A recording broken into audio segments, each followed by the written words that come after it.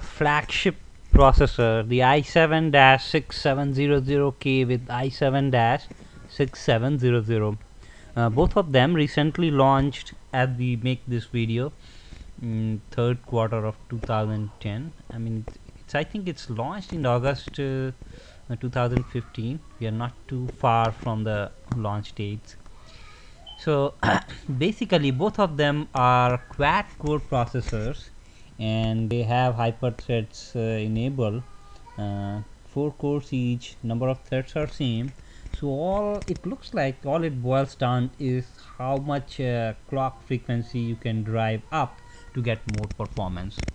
And the major thing is this K, which is for overclockable part, and that is what's going to make a difference in the processing performance. Because if you just look at the nominal clock frequencies, they are not much different. Look at here, the base clock frequency is 3.4 gigahertz versus 4 gigahertz, but the max turbo clock frequency nominally is 4 gigahertz versus 4.2 gigahertz. But the key thing is that you can drive the max clock frequency significantly higher, maybe like 4.8 gigahertz or 5 gigahertz, possibly even higher when you overclock this. And that's why we have a higher thermal TDP rating for 6700K part. So other than that, but just going by this base clock frequencies and this turbo clock frequency, we should see a performance difference about maybe like, you can divide 600 hertz by 3400 hertz megahertz, and then you get like about 20% or so performance improvement, maybe even less, slightly less than that. But anyway, what we are focusing on, other things like the cache memory are same. They have the same DDR4 in both of them. That's one new thing with this Skylake that we should like it. It's going to keep the overall power consumption lower because it works at 1.2 volts. Even though the performance of DDR4 is about the same of the current top end of DDR3, but we expect it to improve in coming days. The integrated graphics is same for them in terms of clock frequencies and things like that. Let's take at some of the real-time benchmark score.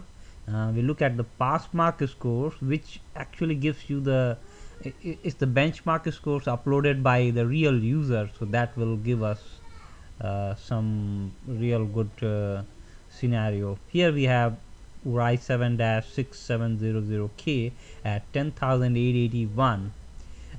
If you look at the Core i7-6700 pass mark, here we have the pass mark score for 6700, which is, as we predicted, it's 9,963, about the same, not significantly different. So unless you are able to significantly clock it up using cooling or something like that, these two processors, they don't have significantly much performance difference.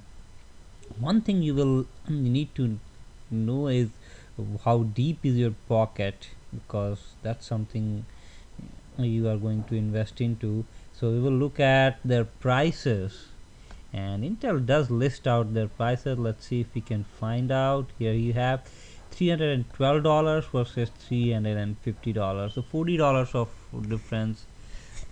But it depends if you want to invest into it. If you want to overclock it, that's probably worth it. If you don't want to invest your time to arrange the cooling and get the extreme performance, probably you can live with i7-6700 and save this $40 to invest into the graphics card.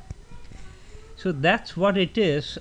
You can dig more deeper benchmarks of several different things in sites like Anand Tech and those, but this gives you in nutshell the key basic differences, and I hope it's helpful for you. Thanks for taking a look.